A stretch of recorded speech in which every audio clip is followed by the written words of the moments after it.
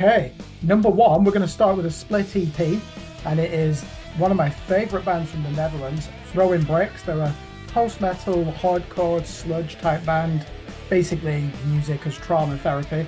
And they've got a split record with another band called Ontard, and it's called Utsier, and it's released via Tartarus Records, which is quite a prestigious name in the underground. Boutique label. They release quite a lot of dark, black and death doom post-metal records, so well worth checking out their roster. But I enjoyed the unhinged brutality of Throwing Bricks and their 2022 album, The Burden. We actually reviewed this on the A.D.K channel, so go and check that out if you can find it, from late 2022. The next record, number two, we're going to the USA. We're continuing with the post category here. We're in post-black metal, and the band is called Martycore, and their album is called Acedia. I believe they've also got a bit of progressive death metal in their music as well. This is a self-release, and it's a follow-up to their 2020 Soliloquy debut album. We're going to move over to the core albums now. Set Your Sails, Bad Blood, German band, Napalm Records, so they're obviously a big deal, and they're described as modern metalcore, which I have to be honest, I am normally quite dubious about. It often means that they've got trap or hip hop or rap pop music elements in the music with breakdowns. So to be honest, I do go into that with some skepticism, but it's on Napalm Records. This is the second album. I do know that they have a female vocalist called Jules Mitch as well. So I'll give it a listen for that. Let's see what she brings to the table. The fourth album, we're going to Norway, and a band called Nag. That's November Alpha Golf, Nag. And the album is called Boys of Europe. Now, this is like a crust punk black and hardcore band from Norway, and that album's released on the boutique label Fysisk Format Records. Don't really know what to expect, but if it's hardcore and it's got a black metal element, it should be well worth a listen. The fifth one, we're continuing with the one-word band names. This is a band called Nest. They're from America, and their album is called Endeavors, and this is album number 3. The band were formed in 2019. This is released via Housecore Records. They're not to be confused with the other sludge doom metal band of the same name from Kentucky. So just to repeat, Nest, Endeavors, and this is sludge doom metal.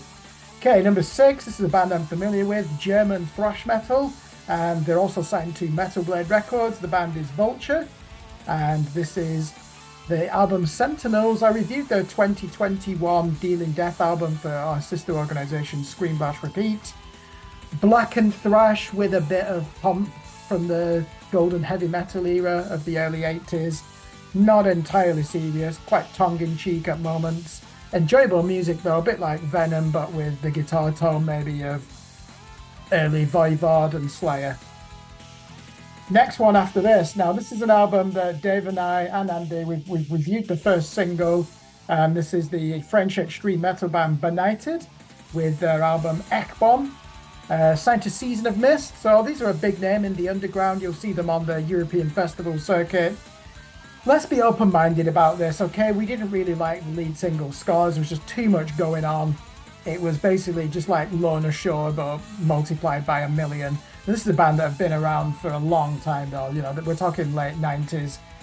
So I wouldn't write them off. Julian Trushan, the vocalist, and Kevin Paradis, the drummer, are supreme musicians in this band. So I know it's going to be extreme. I do normally like extreme metal. With this, I just fear that it's just going to have too much going on, and that after 20 minutes I will grow bored. But I'm open to being challenged, and I will change with the facts, as some people might say.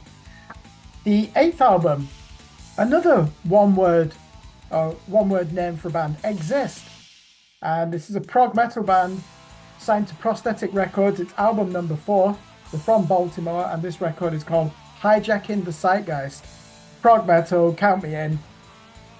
90% chance that I'm going to enjoy this music, because in prog metal there aren't really any frontiers, are there? As long as you've got some tasty riffs in there, great musicianship, experimental time signatures, good vocals as well, bringing in different instruments.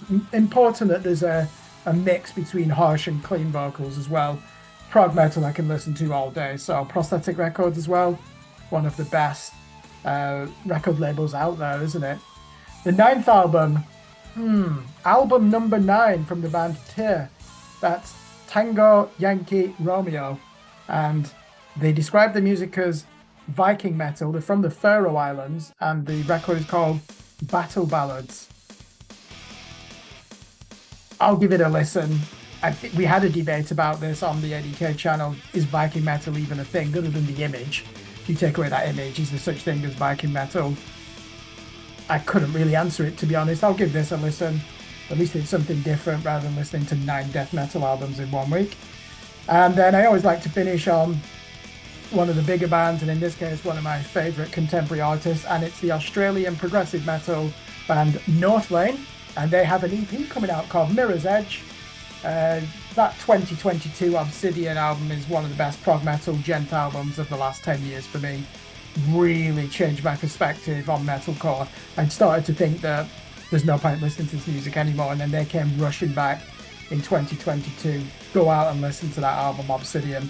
So this is, I think there's 5 tracks on this. I know that Winston McCall from Parkway Drive appears on this record, and there's some other guest appearances as well. 5 tracks, new material from Northlane.